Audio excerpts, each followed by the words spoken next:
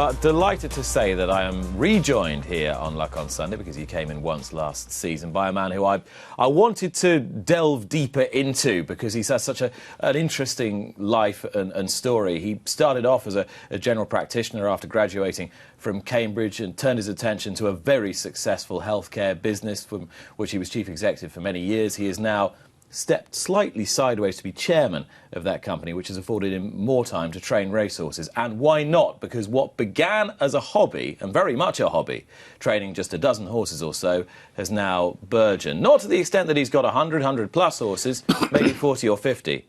He's clearing his throat. But he's a modest man. He may as well. He is currently lying second in the Trainers' Championship. He is, of course, Dr. Richard Newland.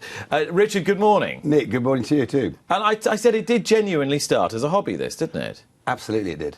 Absolutely it did. It's just a complete passion. I was a sort of racing nut at a young age, about 18, 19, got into racing, started going to Cheltenham and so on, and got very, very interested in the form and so on. And I didn't ride, I wasn't horsey. My wife made me touch a horse for the first time, when we, literally. And then I learnt to ride with her and learnt with my children growing up. And then after a while, when you could afford it, started owning bits of horses. And eventually we had some stables and some land. I said, I'd love to have a go at this training business, see if we could just the idea was to get a permit. Train 3 or 4 horses, which is how we started in 2006. And funny enough, that to get the permit is extremely difficult. We've got a lot of steps to do, which is why it's easier for people. For example, if you do point-to-pointing, anyone can just do point-to-pointing, an amateur. But if you want to do it under rules, which is really what I wanted to do, that you have to go through all the steps. You've got to have the approved facilities. You had to go on the Newmarket courses. You had to get an MBQ3 in racehorse and stable management, and quite a lot of investment, obviously, which you couldn't really justify for 3 or 4 horses. But the irony is that the step to move from 3 or 4 of your own to training 150 is really easy, because you'll be regulated really to the same level for 3 or 4 horses as you are if you have 200. So what happened is we had great success in that first season, and I just changed the licence, or applied to change the licence to a full licence from a permit. Because at that stage, my cousin Chris, who's been a great supporter, and we're close, and I couldn't actually even, as a permit, you could only train for your immediate family. I couldn't even train one in his name. So we made that change, and then obviously we just gradually built it up over the years, and fortunate to have good success. And everyone always says, Dr. Newland started off as a GP, etc., turned to training. It wasn't quite as straightforward as that, was it? It was a good story when you won the Grand National. It was GP trains winner of Grand National, but the transition has been more complex than that. Yeah, I mean, it is quite a journey. In fact, I was a full-time general practitioner, but I'd already changed to getting involved in the commercial side of healthcare. I've always worked in healthcare, but I've got involved in setting up a number of healthcare businesses. So I was doing less and less doctoring independently of the training, so which gave me more time, because if I was trying to do it around GP surgeries, that'd be pretty tough, I think. Did you enjoy being a GP? Yeah, I did. I wasn't unhappy at all doing it. I mean, a lot of my friends now I've still got obviously lots of medical friends, and quite a few of them have had enough and are planning their retirements and so on. I enjoyed it, but I also enjoyed moving on to do different things as well.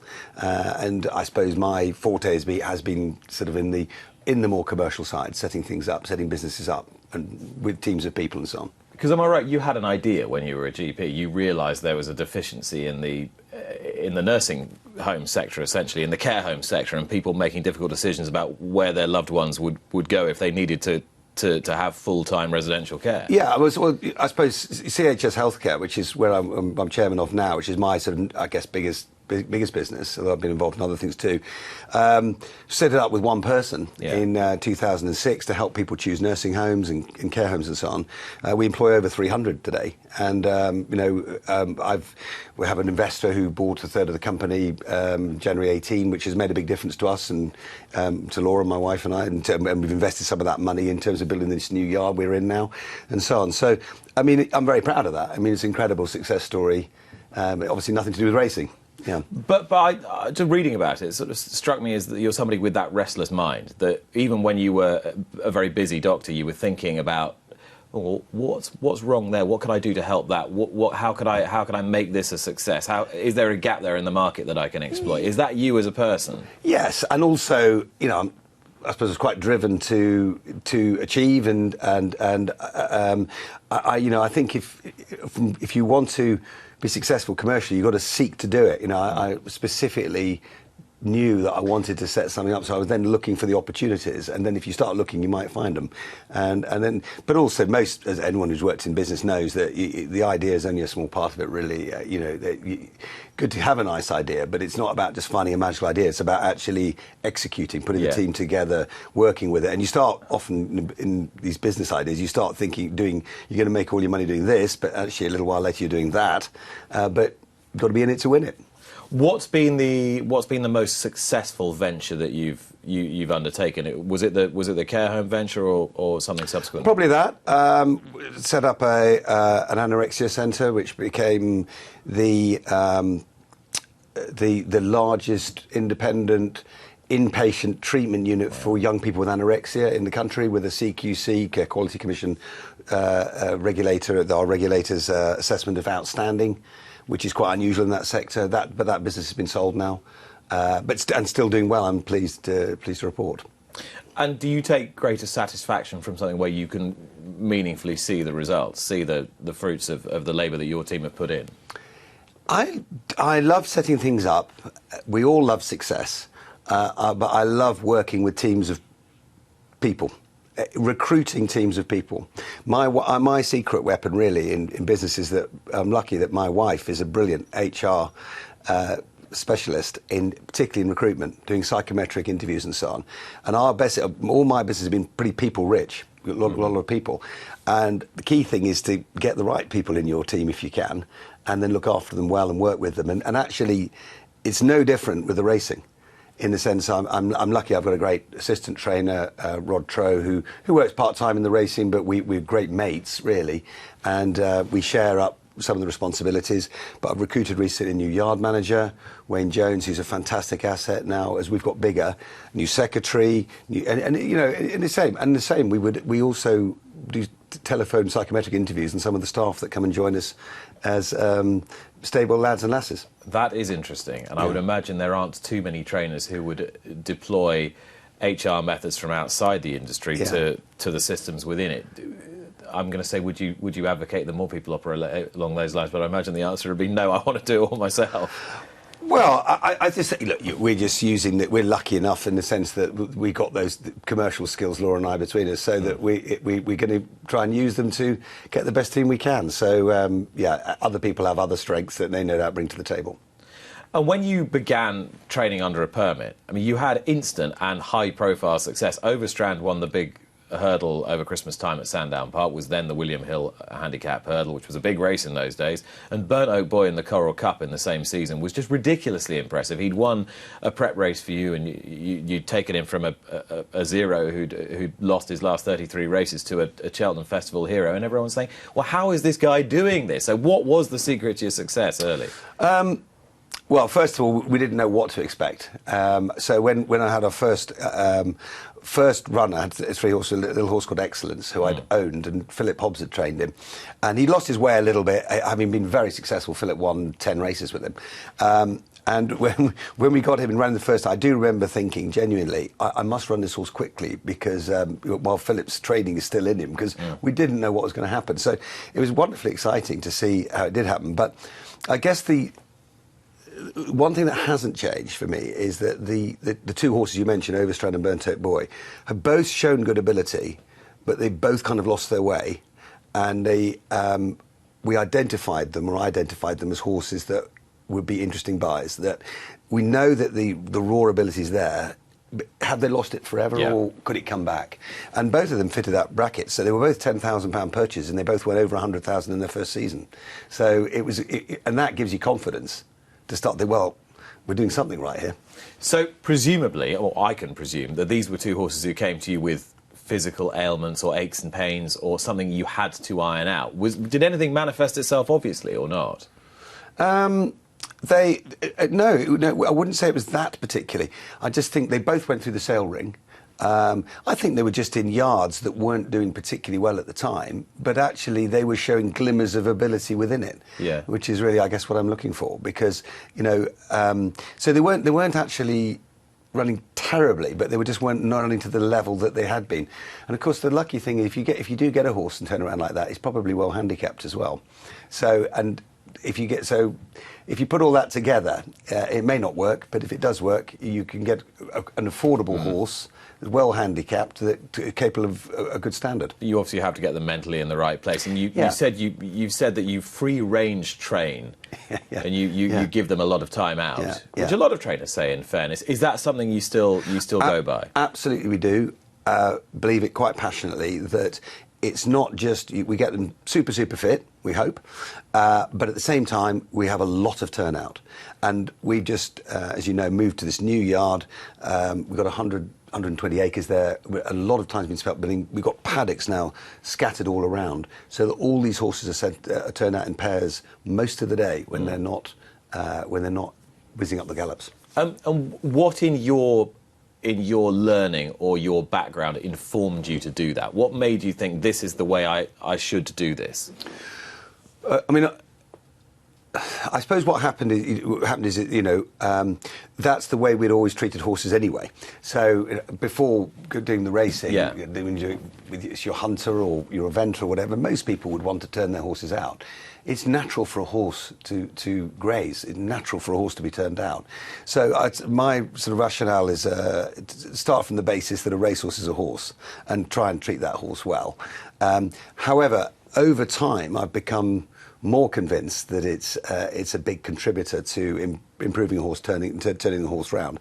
I mean, a good example is the issue about gastric ulcers. We know that racehorses, people have done surveys showing that sometimes up to 90% of racehorses have gastric ulcers. But if you think about a horse, if horses are stuck in their boxes all day long, they're not allowed, they're designed to graze like a cow. They're not allowed to graze because they're stuck in their box. We then cut their hay back because we want them to eat the high protein food that we're trying to give them that they're not really designed to have. And we give them all this high protein food. And so they're having completely the wrong diet. And they're eating too quickly. Well, it's not. I wouldn't say. I just think that a horse needs its roughage. That's what it's supposed to have. That's what it's been designed to have. So if we stop all that, they're on the wrong diet, if you like. But then if you add the fact that horses are a pack animal, so if you've got horses stuck in boxes together, one will very often be bullying another one.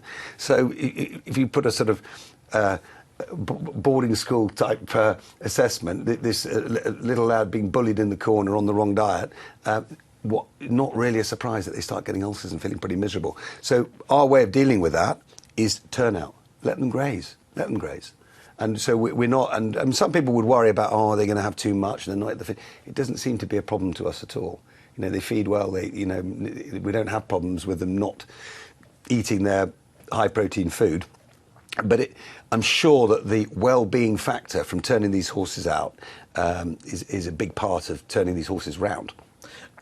And was that learned, or was that in part from your medical background, essentially, that you understood animal physiology a little bit better, perhaps, than some of your counterparts?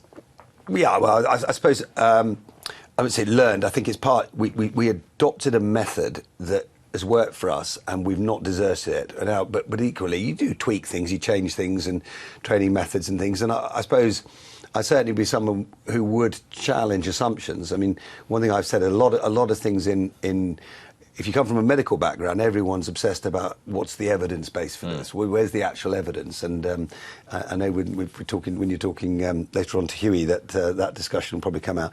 But in racing, one of the things is a lot of things there's not a lot of evidence for. Yeah. So a lot of it's anecdotal. Anecdotal. So you're told we do things like this because this is the way things have always been done. Yeah, and then it's pretty hard if you're studying as a racehorse trainer, your dad had been the trainer and your grandfather been training.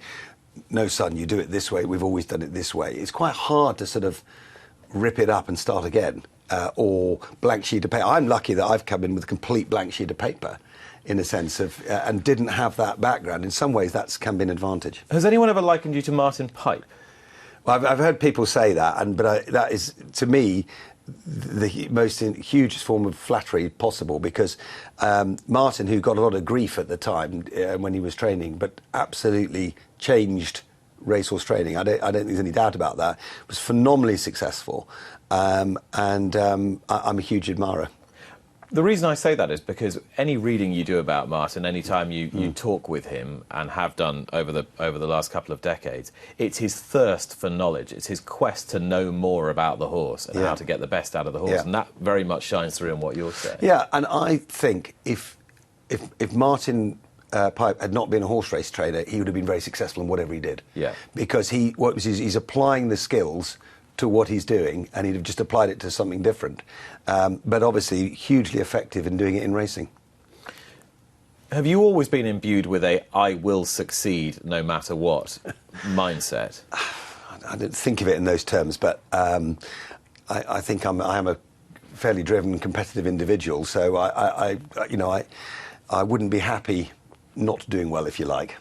And where does that come from? Is that something you're just born with, or is that something that it comes from experience? I don't think it's experience. No, I think these are the sort of your genetic drivers come probably from your family and your parents and your upbringing and so on. So I don't know. It was always been instilled in me that achievement. You need to achieve. You need to do well or whatever. And I've been lucky enough to be given the opportunities to do that. Do you set the same exacting standards for your own children, or are you a complete soft touch? My wife probably sets higher standards than me. I've got 3 wonderful daughters, and they are all doing incredibly well, actually. So I'm very, very proud of all of them. Whether that comes in sort of subtle messages, I would hope I'm not sort of... I wouldn't have been happy if I didn't feel they were, pushing themselves hard to do well. But they're all incredible people in their own rights. Yeah, you don't wear that sort of drive heavily. It's quite a skill, isn't it, to appear to be quite relaxed, yet inside to be incredibly driven.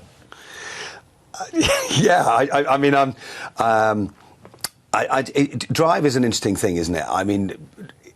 I guess, if you've got it and it's in you, it burns away and it keeps you going to do the next thing. Are you one of those trainers, though, who can take defeat well? I can take defeat well, but I'm competitive. I'll be disappointed if particularly if a horse underperforms, as far as I'm concerned. Then I will be, I will be open with my disappointment. But can I be magnanimous in defeat? Yeah, of course. Yeah. But you will always try and rationalise the defeat. Yeah. I'll go and think about it. And one of the things now is that we're training about 50 horses or whatever, and that's a lot more than we did. But famous last words, of course, if you haven't been this, do I want to train 150, 200? No. Because I think it's quite a big job. I spend quite a long time, every single horse, trying which race are we going to run in? Where are we going to enter? I spend hours and hours and hours doing it. What were you like as an owner? Because I want to do well for them. What were you like as an owner when you had a horse with other trainers? Probably a bloody know-all, I think. We had a joke once with Ian Williams, who I know well, because we had a horse that was with Ian, and when Burnt Oak Boy won, as you mentioned, the Cheltenham Festival, I saw him in the car park the next day. Ian said to me, all those times when you kept telling me we should run here and here and here, and I just completely ignored you. I should have listened, he said. Yeah. But Ian and I get on well. Ian's a brilliant trainer, yeah. Brilliant trainer. But no, he was teasing me. But so I think I probably would have been one of those know-all owners that thought I knew, why don't we run him here, why don't we run him there? But it's just enthusiasm. And it's lovely, actually, when you do have owners that do care that much, because it just shows they really love the sport and they're really committed. And hopefully I try and work with them so that we can make a joint decision as to what we do. So have you had to go out and drive for more owners, or have you found people coming to you because the numbers look so good? I think people are coming to us, which is lovely, but it's very important the messaging, has to change from us, and I've been aware of that, because the message before was, look, it's a bit of like a private shop, because he only has 20 boxes.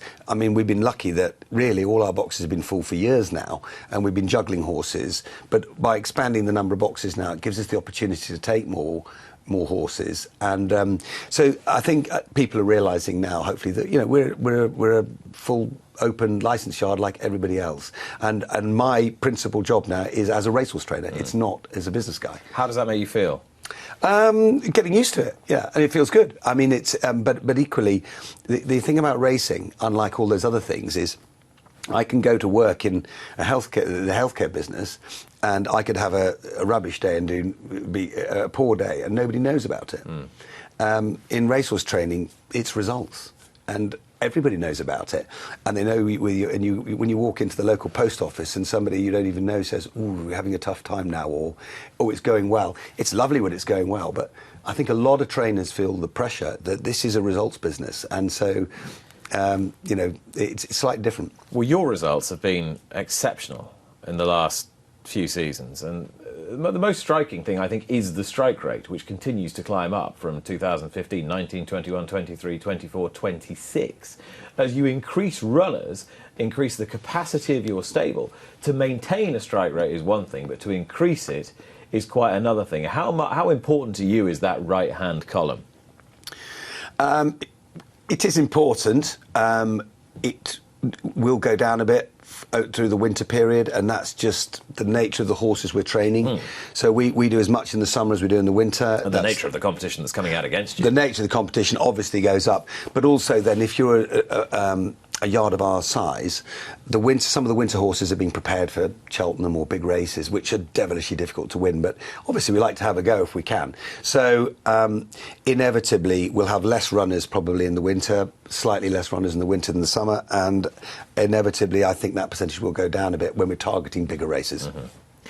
And obviously when you started, it must have been a bit of a dream, really. You're starting out with a couple of horses, they're winning big races, you're having a lot of fun, your family are involved, you are essentially training for your family. It's a totally different enterprise now. You're sucked into the whole web of the sport. Is it as fun now for you as it was then?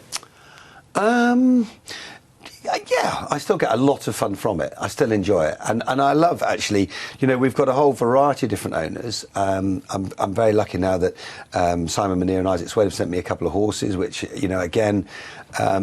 That's by the way, it's not just me, of course, it's Team Newland, the whole team, but it's a sign that we're recognised as being a high quality yard. But also I've got a lot of horses with syndicates and partnerships. We had so two in particular stand out: Foxtrot Racing, Value Racing Club, valueracing.co.uk, I should say. I mean, they were around yesterday on an open morning, and I love it when you see lots and lots of people coming along, the passion people have for the sport, and they're coming to visit their horses, and who may only have a 20th share on a horse. So we've got a variety, and I enjoy that, the passion and the interaction with all the owners. It's good fun, and I love the days out on the gallops, chatting to the lads and lasses riding out, talking about the horses, making plans. Good fun. Can anything ever top the victory of Pinot de Rey in the Grand National? Well, another one would be quite nice, wouldn't it? That was an amazing day, and very privileged and lucky to have that. And it was, the whole thing couldn't have been better, really, in the sense that I was very pleased that all my three daughters were there. I'd hated it if one of them hadn't been there. And were they my all wife, up in different daughters, parts of the great friends. country at the time? Yeah, I can't remember. I think one of them actually flew in for it. So was in Europe. But the key thing is they were there and we shared it together. It was magical. And really an emblem of your career, in a sense. A horse who'd had ability, had slightly lost his way, or was kind of surplus to requirements in a big operation, if you like. Yeah. And all you had to do was to sweeten him up and convince him that those fences weren't as big as they were. So Nick, the thing that, which I think I am proud about, but is a challenge in terms of wanting to win bigger races, is that in all the time we've trained, we've never paid £100,000 for a horse. Ever? Always less. No, I've only paid over 50,000 3 times in 13 years, and yet I bet they weren't the 3 best ones. Yeah, and we've trained over. Yeah, exactly. You're right on that, actually. But we've trained over 400 winners, starting with a small number of boxes and building up. So, I mean, Pinot was an example. He wasn't expensive, but obviously it You've just never worked. said how much you paid for him. We paid £14,000 for him. 1-4. Yeah.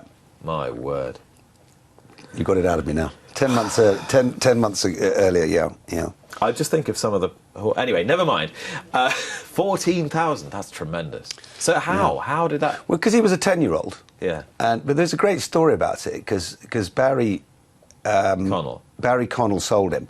And I believe, and I was told this afterwards, I met the Irish handicapper, who unfortunately is now dead, Noel O'Brien. Noel O'Brien, who's, as you would know, a great character. Yeah, lovely man. Noel came up to one of these Grand National weights and he said to me, in a great music, he said, grabbed me by the arm and said, I'm the reason that you won the Grand National. I can see him now. saying it. So I said, oh, that's interesting. What he said? He said that because Pinot de Red stepped up in trip, and he won the Ulster National, and he won it by 20-odd lengths.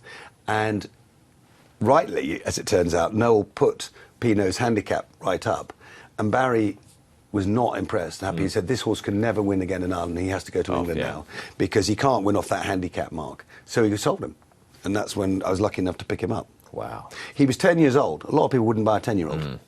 But I thought it was worth going. But you've probably got, if you want a national horse, you've probably still got another season 2, Yeah. maybe even 3 to have a dart. Like Abolitionist, who has been trying ever since and runs today. Sandham. He wasn't a very good jumper, Pinot de Ray. I mean, in the traditional sense. No. I almost Barry wonder did. I think Barry did make a quote immediately afterwards when he was asked that they must have made the fences a lot easier at Aintree. And in a way, of course, he's right.